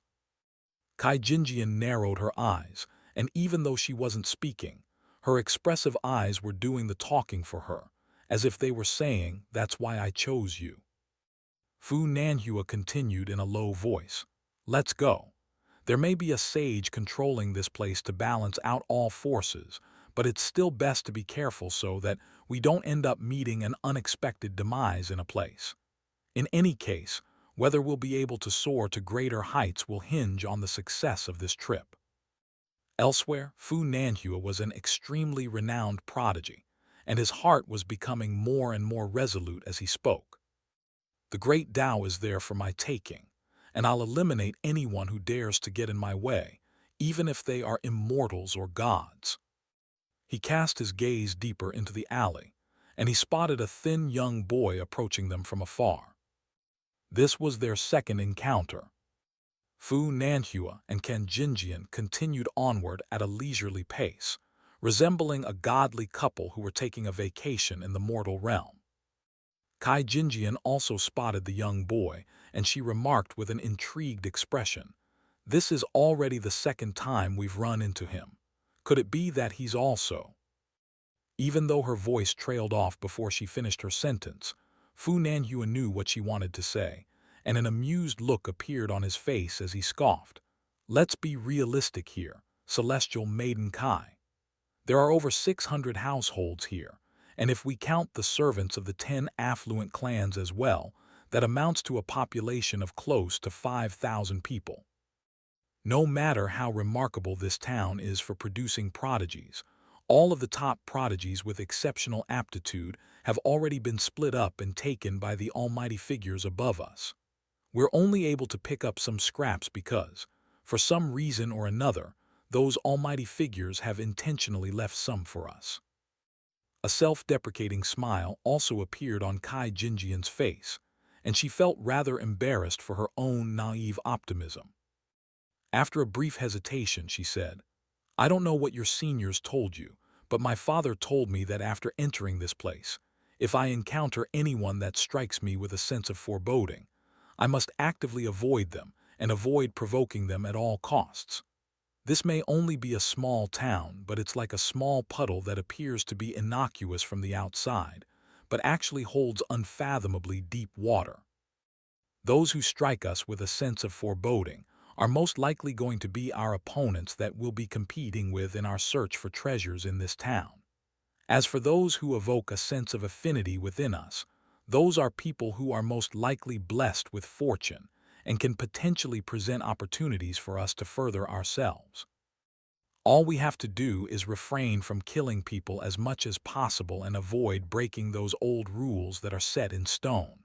Aside from that, we can do whatever we please, whether that be swindling others out of their treasures or simply taking them by force." All of a sudden, her brows furrowed slightly as she continued, "By the way, why didn't you let me bring along someone from the local Zhao clan? I did study the dialects spoken in this area prior to coming here, but—" Fu Nanhua shook his head as he interjected. "All of the prominent clans here have always had some type of secret avenues through which they're connected to the outside. They're able to transmit some trivial information to the outside world right under the noses of the sages without being regarded as having broken any rules, and they've built up quite a strong foundation here over the generations. Compared with the true backers of those clans, our old Dragon City and Dawn Cloud Mountain are slightly inferior. On top of that, it's best to avoid recruiting the assistance of others as much as possible. The more people get involved in this, the more likely it is that something unexpected will happen, and that could foil our plans. If you don't want to speak, then I'll do so in your stead." Kai Jinjian smiled as she replied, "It's fine. The dialect is just a little unfamiliar to me. I'm not so pampered that I need someone else to speak for me." Fu Nanhua gave a faint smile in response, and Kai Jinjian didn't say anything further. Ultimately, they were just temporary allies, so they weren't all that close with one another. Besides, in the eyes of ambitious individuals pursuing the great Tao, even close familial bonds were nothing more than trivial relationships. Fu Nanhua was speaking in a refined and regal manner, as if he were the young master of an extremely well-off clan. There was actually a very simple reason behind why he was willing to disclose a closely guarded secret and reveal the cultivation method taught to him in private by his father to Kai Jinjian. In contrast with the other two people that they had previously been traveling with, namely a slow and prudent middle-aged man and the cold and forbidding young woman in black, Fu Nanhua had decided that he was going to kill Kai Jinjian from the moment he set foot into the town. Fu Nanhua unconsciously gripped onto the green jade pendant hanging from his waist, something that he always kept by his side. Kai Jinjian closed her eyes in contemplation, then reopened them a moment later as she decided, "I'll choose Gu Kan." "All right, then it's settled," Fu Nanhua replied as he raised an eyebrow. Meanwhile, Chen Ping'an had made his way to the entrance of his courtyard, and he was just about to step inside when Fu Nanhua and Kai Jinjian hurriedly approached him. The former smiled as he said, "We meet again, what a coincidence." Chen Ping'an turned around upon hearing the voice behind him, and he nodded in response as he asked, "Can I help you with something?" Fu Nanhua was very fluent in the dialect used in the small town, and he said, "This place is called Clay Vase Alley, right? I wanted to ask you if there's someone by the name of Song Jixin living here, and also a child by the name of Gu Kan. I'm from the capital, and my parents are family friends of Song Jixin's father. This here is Kai Jinjian, and she's a relative of Gu Kan's mother, which is why we were traveling together. What a coincidence it is that both of the people that we're looking for are living in the same alley. Everything's so conveniently put together that it almost feels like the storyline of a novel. Fu Nanhua wore a calm and friendly smile on his face as he spoke, and even though he was speaking to a lowly young boy like Chen Ping'an, he still went out of his way to bend over slightly so that his face was level with Chen Ping'an's, rather than towering over and looking down on him. It was a very natural and thoughtful gesture that didn't arouse any suspicions that he could be up to no good, and it presented him as a kind and modest gentleman. A bashful smile appeared on Chen Ping'an's face as he replied, "It really is quite the coincidence." Fu Nanhua's smile widened even further as he asked in a gentle voice, "May I ask where those two are living on this alley?" To his surprise, Chen Ping'an shook his head as he replied, "I was an apprentice at a dragon kiln until just recently, so I was living outside the town for many years and only just moved back. Hence, I'm not very familiar with my neighbors on this alley. Perhaps you should ask someone else." Fu Nanhua's smile remained unchanged, and he didn't immediately offer a response, seemingly pausing to consider how best to proceed. Kai Jinjian smiled as she interjected, "Lying is not a good habit, little boy. Do you think we look like bad people? Setting that aside, what mischief could we possibly be up to under broad daylight?" Chen Ping'an blinked innocently as he replied, "But I really don't know." Kai Jinjian reverted back to her normal dialect as she turned to Fu Nanhua and asked, "Could it be that this boy wants to be compensated?" "It doesn't look like it," Fu Nanhua replied. A hint of extremely well-concealed agitation flashed through Kai Jinjian's eyes as she said, "If worse comes to worst, we'll just have to knock on the door of every household here. We'll be able to find the people we're looking for eventually." Fu Nanhua waved a hand at her to dismiss this idea, then patiently turned back to Chen Ping'an as he offered, "How about this? If you help us out, I'll give you something." Chen Ping'an scratched his head as he looked back at Fu Nanhua with a pair of clear and innocent eyes. All of a sudden, Fu Nanhua abruptly stood up straight again. He had spotted a scholarly young boy squatting on top of a wall not far away from them, and the boy was observing them while perched on his vantage point. Beside the young boy stood a girl of around the same age. Only the top half of her face was visible, but it could be seen that she had a very clean and elegant appearance, with a pair of delicate eyebrows. In that instant, Fu Nanhua was convinced that this young boy was the person that he was looking for. The boy stood up as he asked in a loud voice, "Are you looking for someone?" Fu Nanhua and Kai Jinjian were forced to raise their heads to look up at him, and the former replied, "That's right, I'm looking for you, and my companion here is looking for Gu Kan. Can you help us?" "Do you know me?" the boy asked with furrowed brows. Fu Nanhua smiled as he replied, "Of course not, but I'm familiar with Master Song, who's currently working in the Ministry of Rites." Song Jixin didn't waste any more time with small talk as he asked, "I can help you find that snotty brat, Gu Kan, but what's in it for me?" Fu Nanhua immediately removed the green jade pendant hanging from his waist, then tossed it at Song Jixin. "You can have this." Song Jixin was rather taken aback as he caught the jade pendant, but his expression remained unchanged as he turned to Zhai Gui and instructed, "Go take them to Gu Kan." Zhai Gui nodded in response and emerged from the courtyard. Standing on the narrow street outside, it was as if her very presence alone was enough to illuminate the entirety of Clay Vase Alley. Fu Nanhua turned to Chen Ping'an as he smiled and said, "I'll leave you with a parting message, little boy. Even the rain that falls from the heavens can't nurture a plant without a root." He then made his way over to Zhai Gui, but Kai Jinjian remained standing in front of Chen Ping'an, looking down at him with an amused expression as she asked, "Do you know what that means?" For some reason, she was suddenly struck by the urge to tease the young boy, and before Chen Ping'an had a chance to reply, she chuckled. He was telling you that you just missed out on a huge opportunity. If he were willing to spare even a bit of the dirt scraped out from under his fingernails and give it to you, you would be able to live in comfort and excess for the rest of your life here. Fortunately for you, you're probably never going to find out exactly what it is that you missed out on today. I suppose that's the only silver lining on the cloud. Otherwise, you'd be kicking yourself with remorse.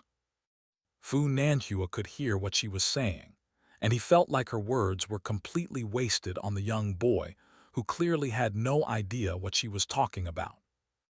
Compared with the people in the town, those on the outside resided in a completely different world, and the gulf between them was wider than the distance between heaven and earth. Kai Jinjian continued to look at Chen Ping'an as she strode backward, re-emphasizing as she approached Zhai Gui. Even the rain that falls from the heavens can't nurture a plant without a root. Make sure you don't forget that saying. Chen Ping'an's expression remained unchanged this entire time, but he suddenly exclaimed, "Look out behind you." Kai Jinjian's entire body abruptly stiffened. "There's dog shit," Chen Ping'an finished. As aforementioned, Kai Jinjian was walking backward, and in the instant that she stepped on the pile of dog shit, she could already feel that there was something strange underfoot. What was more embarrassing than stepping in dog shit was to be seen by others while doing so, and what was even more humiliating than that was being told by an observer that you really had trodden on dog shit. Kai Jinjian wasn't someone who was easily riled up, and she certainly wasn't a pampered little girl who couldn't withstand any adversity. The fact that she was able to stand out and be selected out of all of the many descendants of the master of Dawn Cloud Mountain was a clear testament to her character. Dawn Cloud Mountain encompassed a total of 18 peaks of different sizes, all of which were enveloped in clouds and mist all year round. The cloud root stone produced on the mountain was an important material in alchemy for those following the alchemy branch of Taoism. It was renowned for its pristine purity, and it was unrivaled in that regard. Hence, ensuring cleanliness was an important priority for the people on Dawn Cloud Mountain, and most of them had misophobia, including Kai Jinjian. If it weren't for how important this town was, she would have never set foot in this place, let alone stepped onto Clay Vase Alley, which was laden with mud and fecal matter from all types of different animals. What was most frustrating to her was that they were supposed to be high and mighty immortals, yet upon arriving in this town, they were like helpless fish that had been tossed onto the shore, losing everything that they had previously taken for granted in the blink of an eye. Their almighty clans that resided in blessed paradise, their mystical powers that allowed them to move mountains and rivers, their powerful treasures that were capable of taming demons and slaying gods, all of that had been instantly taken away from them. And now she had trodden on dog shit. Fu Nanhua was rather amused by this turn of events. Who could have ever imagined that the pristine and pure celestial maiden Kai of Dawn Cloud Mountain would ever have a pile of sticky and stinky dog shit clinging to her boot? However, in the next instant, the amusement on his face immediately faded, and he yelled, "Stop!" Standing on the earthen wall, Song Jixin's pupils abruptly contracted, and he reflexively tightened his grip around the jade pendant in his hand. As it turned out, Kai Jinjian had lunged over to Chen Ping'an in what seemed like just a single stride, and her fair and slender hand was hurtling rapidly toward the top of Chen Ping'an's head. In the instant that Fu Nanhua yelled out to stop her, her hand drew to an abrupt halt, and after a brief pause, she gently raised it before patting Chen Ping'an's head in what appeared to be an affectionate, doting gesture. She bent over slightly to look straight into Chen Ping'an's eyes, which resembled puddles of water so clear that one could see straight to the bottom. Kai Jinjian could almost see her own reflection in those eyes, but she was in no mood to be appreciating such trivial things. A fake smile appeared on her face as she said, "I know what you did there. You intentionally delayed your warning, didn't you?" Fu Nanhua heaved a faint sigh of relief upon seeing this. If Kai Jinjian had killed someone in broad daylight here, there was a very good chance that they would have been evicted from the town, and the entire Dawn Cloud Mountain would have been made into a massive laughingstock over her actions. A stern look appeared on his face as he said in an authentic official dialect, "Please think before you act, Kai Jinjian. If you continue to be so reckless, I will be inclined to terminate our collaboration. I don't want to have my plans foiled by your reckless actions." Kai Jinjian had her back facing Fu Nanhua, and she rapidly chanted a calming mantra to distract herself from her anger. She then quickly turned around and flashed Fu Nanhua an apologetic smile as she said, "My apologies for losing my cool. I promise you that nothing will happen again during our time here." "Are you sure?" Fu Nanhua asked with a cold smile. Kai Jinjian merely smiled and offered no response to Fu Nanhua. Instead, she turned to face Chen Ping'an again, then murmured to herself in her official dialect, "Our Dawn Cloud Mountain derives its roots from one of the 5 branches of Buddhism, and one of the most important things that we're taught is to rein in worldly desires and avoid worldly distractions. Prior to coming here, I had no idea what such things even were, and my seniors didn't want to offer the answer up to me on a silver platter, so they told me to figure it out for myself. Never would I have imagined that I would develop an idea of what those concepts are after stepping on a pile of dog excrement on your clay vase alley. It's already been quite some time since you stepped on the dog shit. Why have you still not scraped it off yet?" Chen Ping'an asked with a perplexed expression. Kai Jinjian had just found some semblance of inner peace through the chanting of her mantra, but after hearing what Chen Ping'an had to say, she instantly found herself once again unable to suppress her worldly emotions.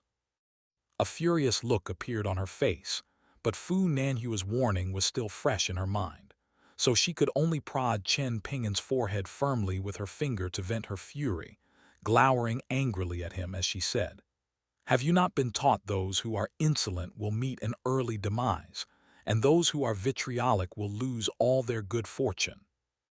Chen Ping'an was unfazed by Kai Jinjian's firm prod to the forehead, and he turned to look at Song Jixin in silence.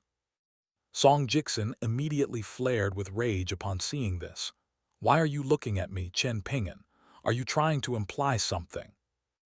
Only now did Fu Nanhua discover that he still hadn't set foot in Song Jixin's yard yet, and a displeased look appeared on his face as he turned to Kai Jinjian with undisguised vexation in his eyes.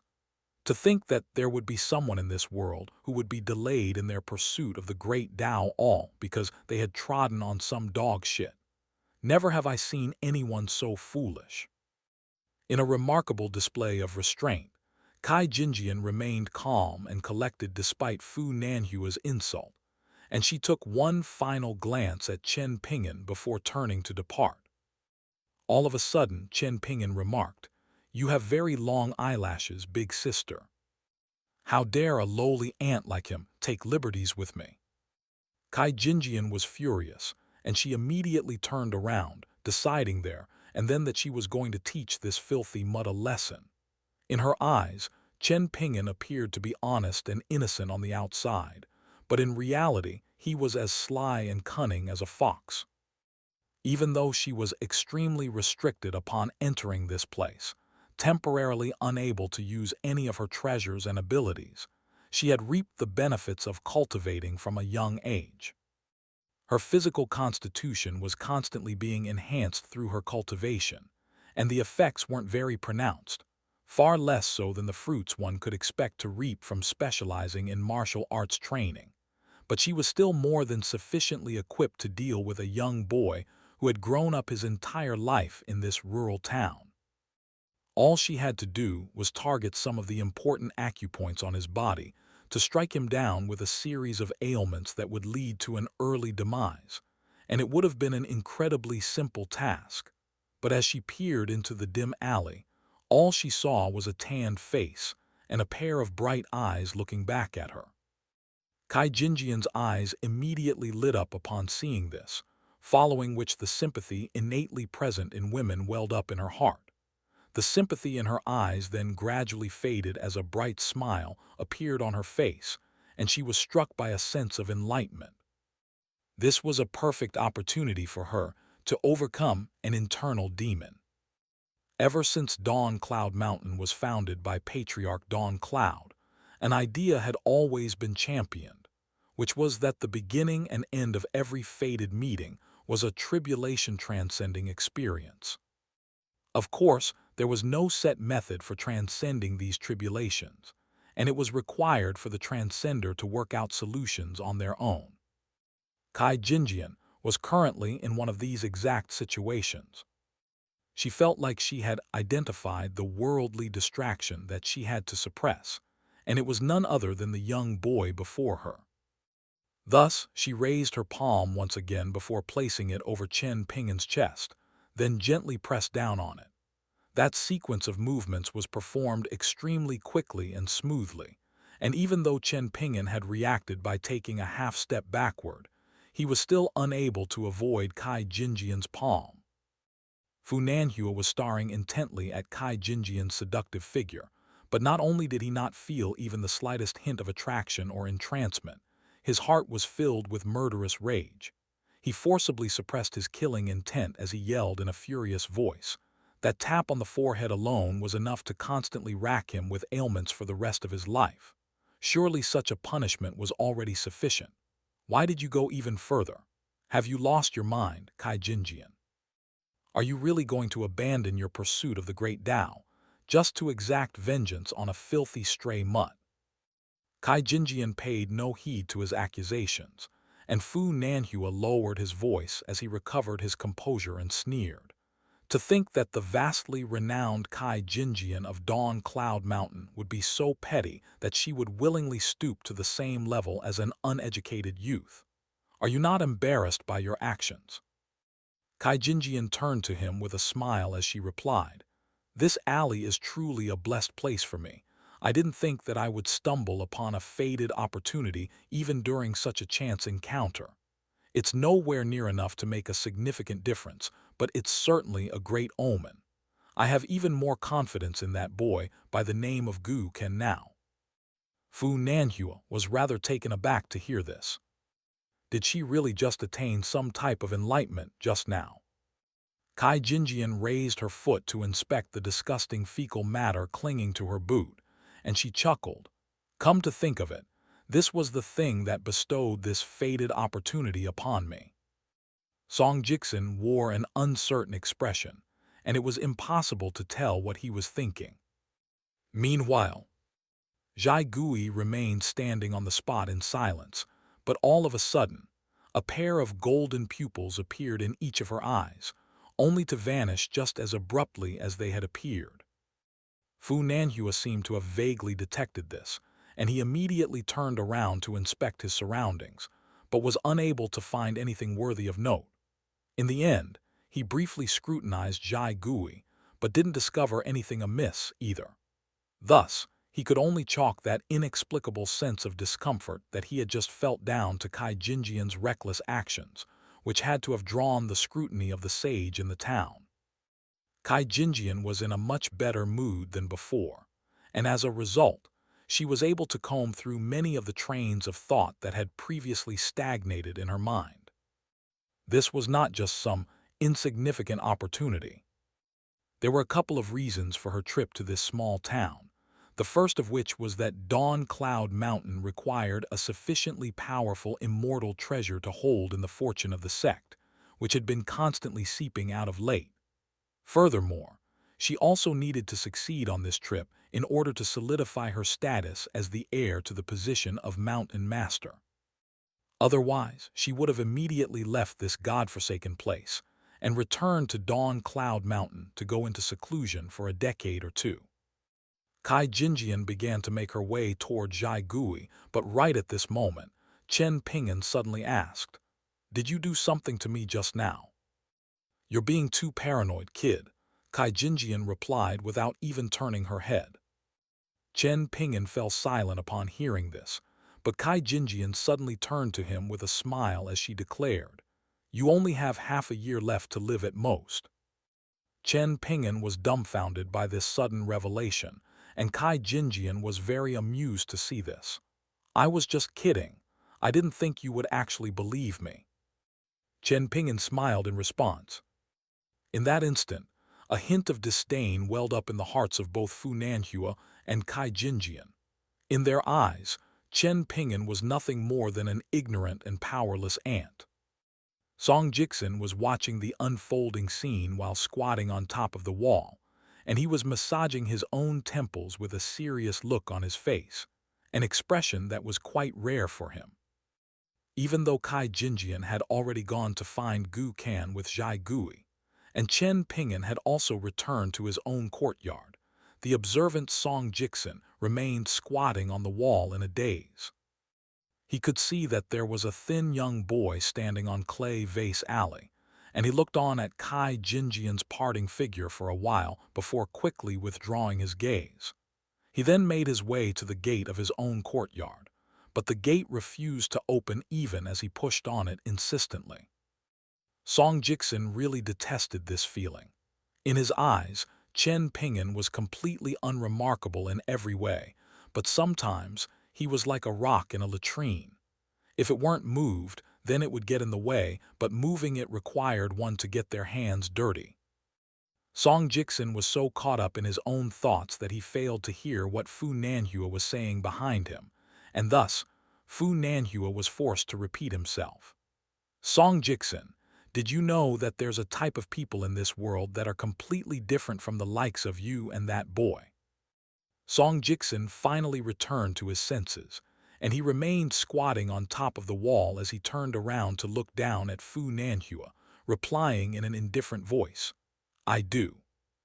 Fu Nanhua was expecting a negative response from Song Jixin, upon which he would offer an explanation, so this was quite an unexpected reply. However, he wasn't convinced that Song Jixin was telling the truth, and he smiled as he asked, Do you really?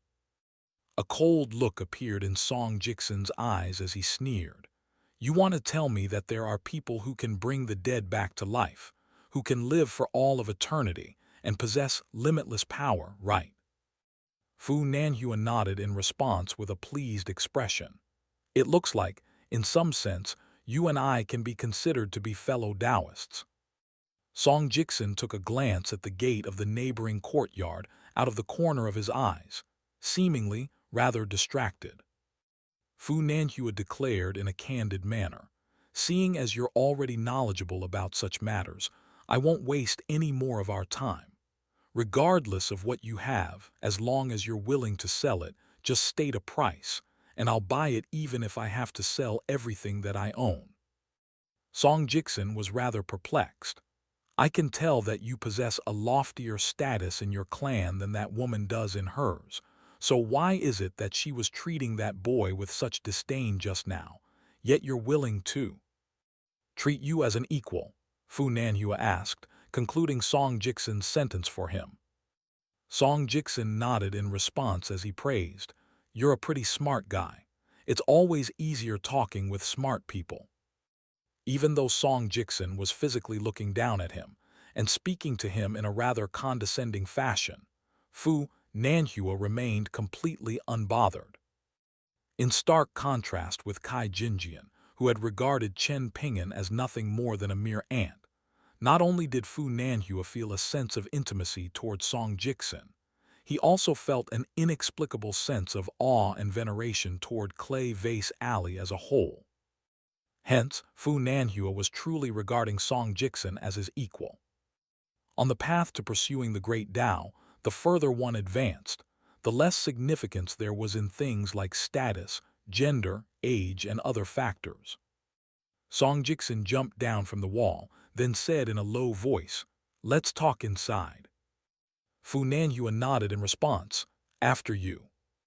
While stepping over the doorstep, Song Jixin asked in a casual manner, By the way, what's your relationship with that woman from earlier? We're temporarily working together, but we're not walking the same path. Fu Nanhua immediately replied without any hesitation. Song Jixin nodded in response, then said some rather inexplicable things. In that case, Aren't you beating around the bush too much? I heard that the outside world is filled with demons, gods, immortals, and all manners of bizarre and spectacular things. But all those who pursue the path of cultivation are supposed to settle all differences right away in order to avoid trouble that could arise further down the line. Is that not the case? As the eldest young master of an immortal clan from Old Dragon City, Fu Nanhua was shrewd beyond his years, and he immediately understood what Song Jiksen wanted, despite the cryptic content of his words. Hence he smiled as he asked, "Is there some bad blood between you two?" Song Jiksen's eyes widened as he put on a surprised facade. "What are you talking about?" He then seemed to have realized that his act wasn't fooling Fu Nanhua at all, so he abandoned his exaggerated display of feigned surprise, and he sat down onto a chair in the room before extending a hand, inviting Fu Nanhua to also take a seat. After that, a serious look appeared on his face as he said, "The name of the boy from the neighboring house is Chen Ping'an, and he lost his parents at a very young age. Even though we've been neighbors for many years, we haven't had even a single argument. You may not believe me, but that's up to you." Fu Nanhua was instantly able to read between the lines and understand what Song Jiksen was insinuating. He was informing Fu Nanhua that Chen Ping'an was just an orphan with no one to rely on and no ties to this world, so even if he were to die, no one would look into his death. After arriving at that realization, Fu Nanhua was left feeling a little bemused. It had suddenly occurred to him that fate really did work in some rather absurd ways at times. It could be said that by intentionally withholding the address of Song Jiksen and Jai Gui from Fu Nanhua, Chen Ping'an had inadvertently brought disaster upon himself, and this was ultimately going to lead to his demise. Given Song Jiksen's privileged background, someone like Chen Ping'an should have been far beneath him, yet here, he was essentially asking Fu Nanhua to have Chen Ping'an killed. With that in mind, Fu Nanhua couldn't help but be reminded of a saying. Even as infants, the offspring of tigers and leopards already possess the will to hunt cows. Meanwhile, Guken had already been locked in his house, while his mother and the self-proclaimed true lord were sitting across from one another. The old man was scrutinizing his own palm, which was riddled with lines, and shortly thereafter he folded his palm away with a faint smile as he declared, "It is done." A puzzled look appeared on the woman's face as she asked, "May I ask what you did to make Chen Ping'an?" All of a sudden, a cold gleam flashed through the old man's eyes, and the woman was so frightened to see this that she immediately stopped talking.